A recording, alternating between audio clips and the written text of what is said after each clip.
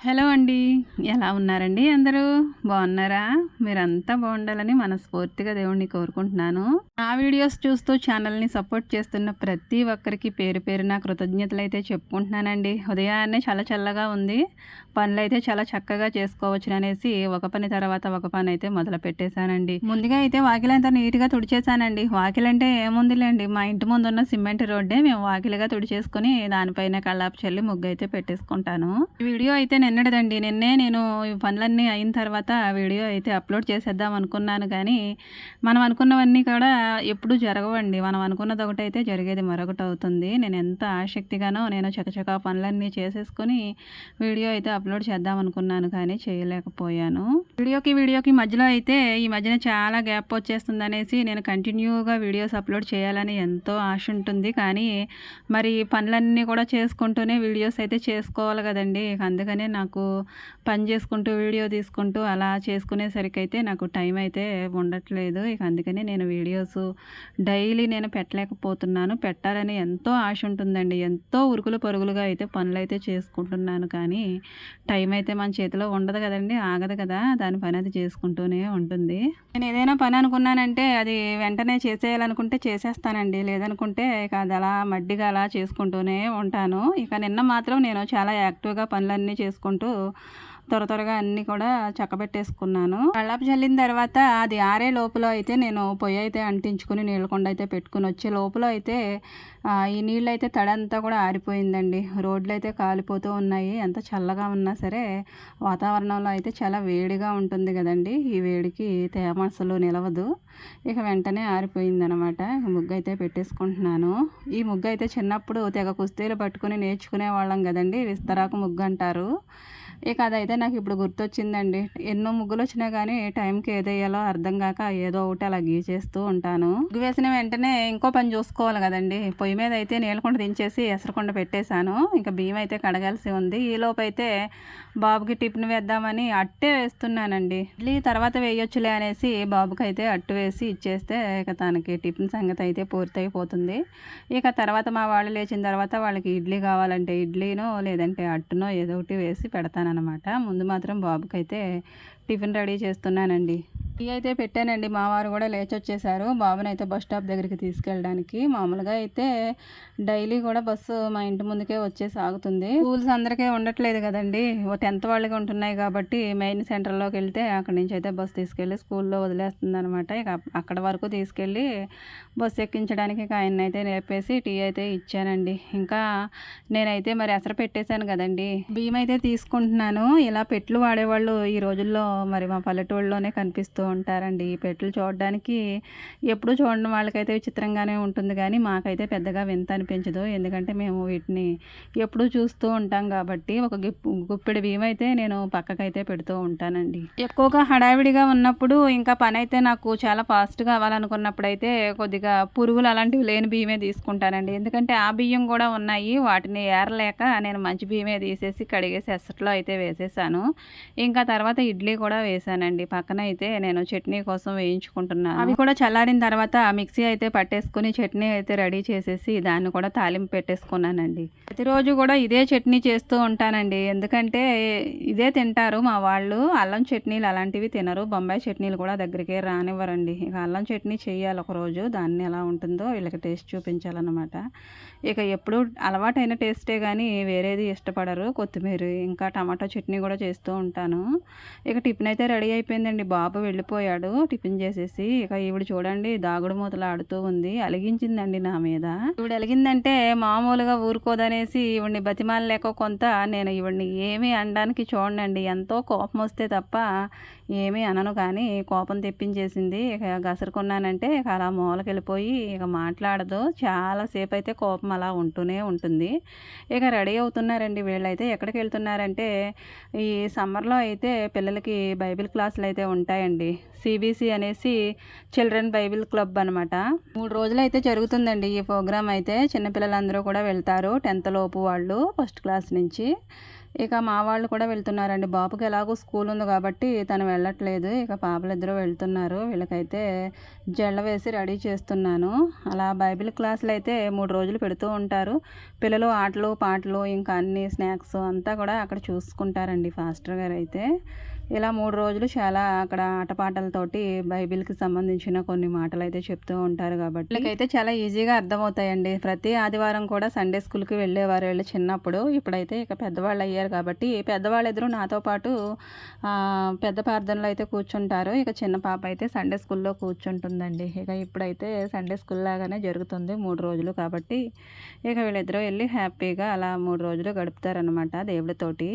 Happy దల్ వెలిగించిందంటే అలా నా చుట్టూ చూసుకుంటూ నా చుట్టూనే రౌండ్లు వేస్తూ ఉంటుంది కానీ వేరే చోటకి వెళ్ళి అక్కడక్కడ కూర్చోదండి. నాకు కనిపించే విధంగానే అలా కవ్విస్తూ ఉంటుంది కానీ మాట్లాడదు, అలిగించేస్తూ ఉంటుంది. ఇక తనని చూసుకుంటూనే ఉంటాను మాట్లాడేంత వరకు. ఎంతైనా మరి అమ్మ ప్రేమ కదండి, వాళ్ళు అలిగించాలని అలాగే వదిలేయలేం కదా.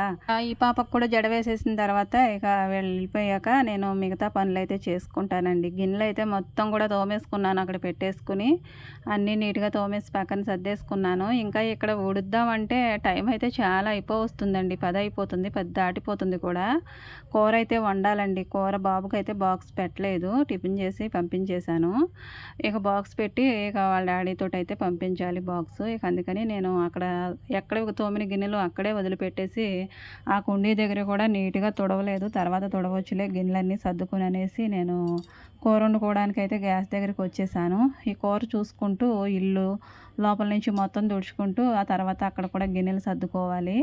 ముందైతే కూరగాయలు కట్ చేసుకుంటున్నానండి. కూరకైతే వంకాయలు ఉన్నాయి ఇంట్లో. కూర మనం ఎక్కడికైనా వెళ్ళేటప్పుడు ఫాస్ట్గా అయిపోవాలనుకుంటే వంకాయ కూర వండుకోవడం చాలా బెటర్ అండి. ఎందుకంటే తరగడానికి ఎక్కువ టైం పట్టదు, ఉడకడానికి కూడా ఎక్కువ టైం పట్టదు కదా.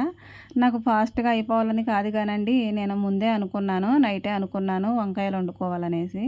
అందుకని నేను వంకాయ కూరే కదా అని నేను పొద్దున్నే వండకుండా అలా అశ్రద్ధగా గిన్నెలు అయితే తోమేసుకున్నాక ఇక కూర అయితే వండుకుంటున్నాను. గిన్నెలు తోమడానికి అయితే చాలా టైం పట్టేసిందండి. ఇక కూర నేను ఒకవేళ లేట్ అయిపోతుందో ఏంటో వంకాయలు కట్ చేస్తున్నంతసేపు కూడా ఒకటే ఆందోళన అండి, ఎక్కడ టైం అయిపోతుందో ఏంటో అని. 11:30కైనా బాక్స్ అందించాలనేసి ఇక నేను అలా ఫాస్ట్గా అయితే వంకాయలు కట్ చేసుకుంటున్నాను. ఉల్లిపాయలు, పచ్చిమిరపకాయలు ఇంకా టమాటాలు కూడా వేసేసి వండేద్దామని. ఇవన్నీ వేయకుండా కూర ఎక్కడ అవుతుంది అనుకుంటున్నారా?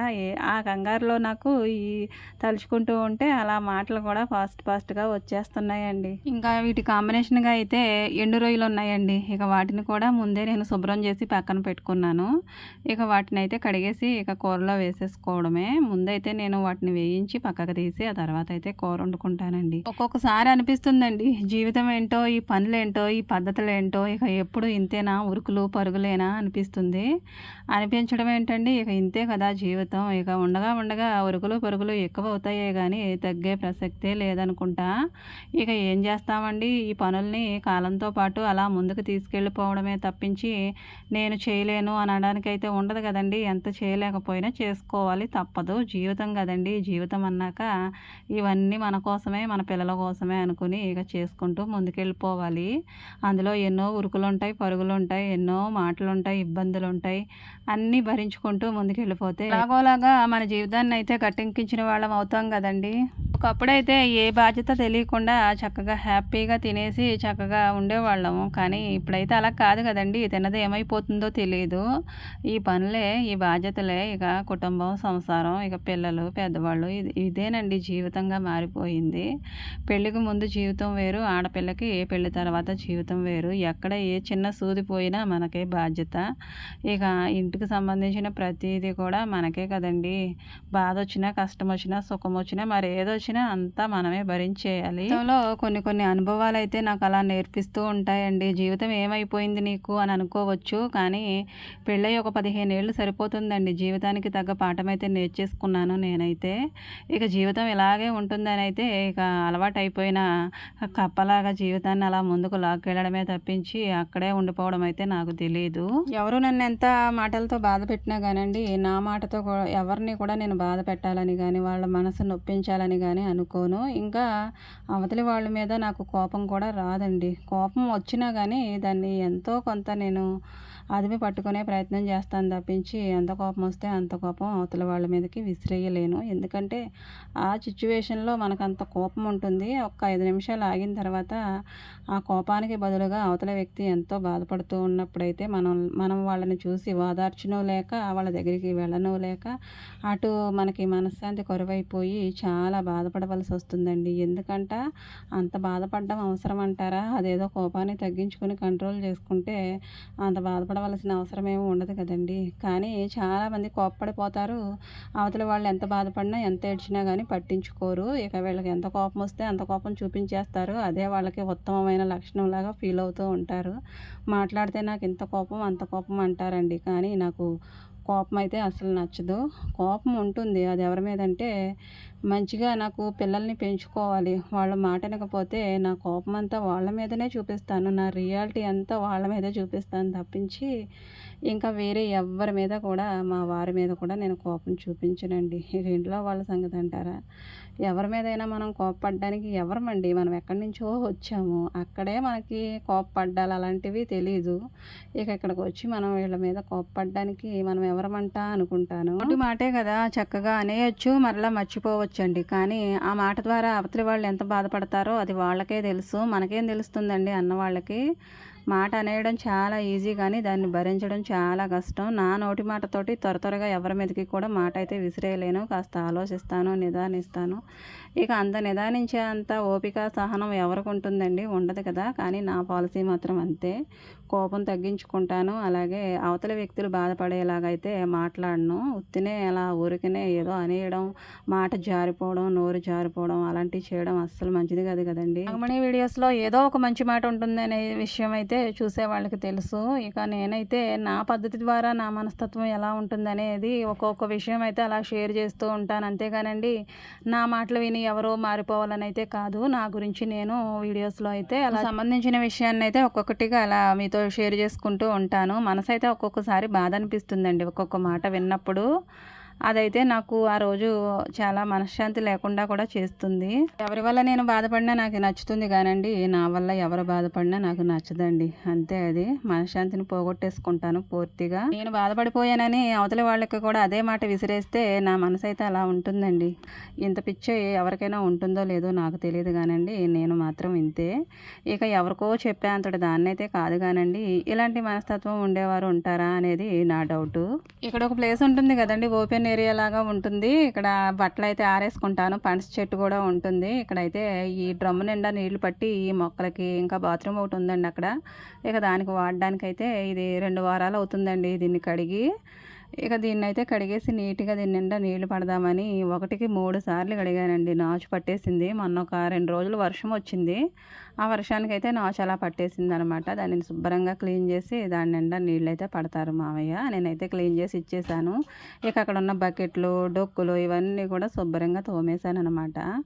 ఇక్కడ ఇలా మొక్కలైతే ఇప్పుడు వేసవికాలం కాబట్టి ఏమీ కనిపించట్లేదు కదండీ! ఒక్క జడి వర్షం పడిందంటే అన్నీ కూడా జయ్యుమని పైకి లేసిపోతాయి. పనికొచ్చేవి, పనికిరానివి మొత్తం అన్నీ కూడా లేచేసి చక్కగా పచ్చగా కనిపిస్తూ ఉంటాయండి. పచ్చగా కనిపిస్తే మొక్కలు అవి ఏ మొక్కలైనా సరే, పనికిరానివైనా, పిచ్చి మొక్కలైనా సరే నేను పీకడానికి మనసు అస్సలు ఒప్పుకోదండి. ఎందుకంటే వాటి నుంచి ఆక్సిజన్ వస్తుంది కదా, చల్లదనం వస్తుంది కదా అని ఆలోచిస్తాను.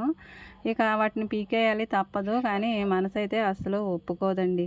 ఇంకా ఈ పనస చెట్టు కింద అయితే రోజు ఆకులు రాలడమేనండి. 2 రోజులకు ఒకసారి, రోజు విడిచి రోజన్నా సరే తుడుస్తూనే ఉంటాము. ఇక ఇవన్నీ కూడా ఎలాగో వచ్చాను కదా అనేసి దొడ్డి మొత్తం కూడా నీట్‌గా తుడిచేసి అక్కడికైతే పోగు పెట్టేశాను. ఇంకొద్ది రోజుల్లో అయితే ఇక్కడే మేము ఉంటామనే విషయం నాకు గుర్తు చేసుకుంటూ ఉంటే మనసైతే చాలా ఎగ్జైట్‌గా అనిపిస్తుందండి. ఎప్పుడెప్పుడు ఇక్కడికి వచ్చేస్తామా అని. కొత్త ఇంట్లోకి రావడం అంటే కాస్తంత సంబరంగానే ఉంటుంది కదండీ! కానీ ఇక్కడికి రావాలంటే ఎంత ఇష్టమో అక్కడి నుంచి ఇక్కడికి వచ్చినా గానీ అంతే కష్టంగా ఉంటుంది. అలవాటైపోయిన ఇల్లు కదా! ఇక అక్కడ అదంతా కూడా నీట్‌గా తుడిచేశాను. పొద్దున్నే మా పొట్టిదాన్ని పండ్లన్నీ అయితే ఇక్కడ కట్టేశారండి మావయ్య. ఇక ఎండొచ్చే టైంకి తీసుకెళ్ళి మరలా జామ చెట్టు దగ్గరికి కట్టేయాలన్నమాట. పనులన్నీ చేసుకుంటూ దాని ఎదురుగా తిరుగుతున్నంత వరకు అస్సలు మాట్లాడకుండా అలానే చూస్తుందండి, ఎటు వెళ్తే అటు. నేను పనులన్నీ ముగించుకుని ఇక లోనకి వెళ్ళిపోయే టైం దగ్గర పడుతుంటే దానికి కూడా కంగారుగానే ఉండి ఒకటే అరుస్తుందండి. దానికి కూడా తెలిసిపోతాయి అనుకుంటా అన్నీని. ఇంకా మా పొట్టిది తప్పించి వీధిలో కుక్కలన్నీ కూడా కుక్కల్లాగానే లేవండి, ఒంటి నిండా పాపం గజ్జి పట్టేసి పుళ్ళుతోటి చాలా చాలా ఇదిగా అయితే గోకేసుకుంటూ మనశ్శాంతి లేకుండా ఉంటున్నాయండి. హాయిగా నిద్రపోవట్లేదు. దీనికి చూసారా, చక్కగా దీన్ని అయితే లోపలే కట్టేసుకుని ఆరారుగా టైంగా కొంచెం అన్నం పెడుతూ ఉంటే అది అక్కడ అలా ఉందన్నమాట, కుక్క రూపంలోనూ. లేదంటే దానికి కూడా అన్ని కుక్కల పరిస్థితిలానే ఉండేదండి. టాబ్లెట్స్ కూడా వేసాము దానికైతే. ఇప్పుడు చిన్నప్పుడు వచ్చిందండి మా ఇంటికైతే. ఇక అప్పటి నుంచి కూడా దానికి ఒక చిన్న గుప్పుడు అన్నం ముద్ద పెడుతుంటే అది మాకు అలవాటు అయిపోయి ఇక ఇల్లు అయితే కదలకుండా అలానే ఇంటి పట్టునే ఉండడం అది అలవాటు చేసేసుకుంది. ఇక అది మాకు కూడా అలవాటు అయిపోయి ఇక ఎటు వెళ్ళదండి, కొట్టినా ఎటు వెళ్ళదు. ఇక పెద్దదైపోయింది కదా, 5 సంవత్సరాలు అవుతుంది అది వచ్చి. అంతకుముందు 2 కుక్కలు కూడా సేమ్ దానిలాగానే ఉండేవండి. అవి చనిపోయాయి. ఒక దానికేమో ఇంజెక్షన్ చేసేసారు పంచాయతీ వాళ్ళు, చచ్చిపోయింది. ఇంకొకటేమో వ్యాన్ కింద పడిపోయింది. ఇది మూడోదనమాట. మూడిట్ల పేరు కూడా యాస్టీస్ పొట్టేనండి, పొట్టి పొట్టి. 3 కుక్కల పేర్లు కూడా పొట్టిగానే పిలుస్తాము. ఎందుకంటే ముందు చచ్చిపోయిన కుక్క అంటే నాకు చాలా ఇష్టం, దాన్ని నేను పెంచుకున్నాను. ఇక దాని ప్లేస్లోకి అయితే ఇప్పుడైతే వచ్చిందనమాట. బయటగా అయితే అస్సలు వదలట్లేదండి. ఇది ఎంత కష్టమైనా కానీ దాన్ని అక్కడ కట్టేసే ఒక గుప్పెడు అన్నం పెడతానికే చూస్తున్నాను తప్ప బయటకు అస్సలు వదలట్లేదు. ఈ రోజంతా పనులతో అయితే ఇలా గడిచిపోయిందండి. ఇంతవరకు వీడియో చూసారా? నచ్చితే కనుక లైక్ చేయండి, అలాగే కామెంట్ చేయండి. కామెంట్ ఎవరో చేయట్లేదు. కామెంట్ చేస్తేనే కదండి మీరు ఎవరో నాకు తెలుస్తుంది. ఇక బట్టలు అయితే ఉతికేస్తున్నానండి, చెప్పడం మర్చిపోయాను. వాటిని ఆరేసేసి ఆ తర్వాత నేను అన్నం తింటానండి. మా వాళ్ళు ఆల్రెడీ అన్నం తింటున్నారు. 12:30 వస్తుంది టైం అయితే. వీళ్ళు కూడా CBSకి వెళ్ళి వచ్చేసారండి. Thank you for watching.